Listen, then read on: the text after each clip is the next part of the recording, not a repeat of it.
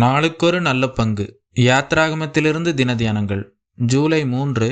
யாத்ராகமம் 28ஆம் அதிகாரம் 31 முதல் 43 வரை உள்ள வசனங்கள் மற்றும் 39வது அதிகாரம் 22 முதல் 31 வரை உள்ள வசனங்கள். விசுவாசிகளோடு இணைந்திருக்கிற பிரதான ஆசாரியர். ஏபோத்தின் கீழ் அங்கியை முழுவதும் இளநீல நூலால் உண்டாக்க கடவாய். வசனம் 31.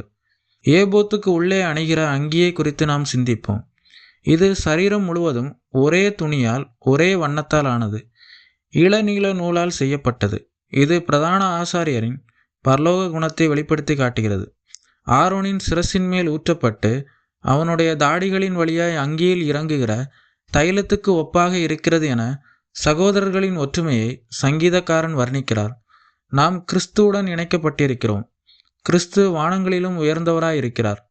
கைகளால் செய்யப்படாத மெய்யான வாசஸ்தலத்தில் ஆசாரியராக இருக்கிறார்.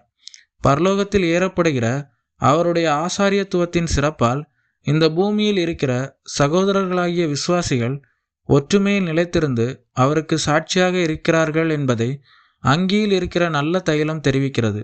மேலும் ஒரே துணி என்பது அவர் எப்பொழுதும் மாறிப்போகாத ஆசாரியத்துவத்தை உடையவராய் இருக்கிறார் என்பதை சுட்டிக்காட்டுகிறது. இந்த அங்கியின் கீழ் ஓரத்தில் இணைக்கப்பட்டிருக்கிற பொன்னால் செய்யப்பட்ட மணிகள் தேவனுடைய பிள்ளைகள் வாழ்க்கையில் கேட்கப்பட வேண்டிய ஒலியை நினைவுபடுத்துகிறது. நமக்கு ஒரு பிரதான ஆசாரியர் இருக்கிறார். அவர் நமக்காக எப்பொழுதும் வேண்டுதல் செய்து கொண்டிருக்கிறார் என்ற சத்தியம் எப்பொழுதும் நம்முடைய உள்ளத்தில் தொனித்து கொண்டிருக்க வேண்டும். அவர் தன்னுடைய பணியில் ஒருபோதும் சோர்ந்து போவதில்லை.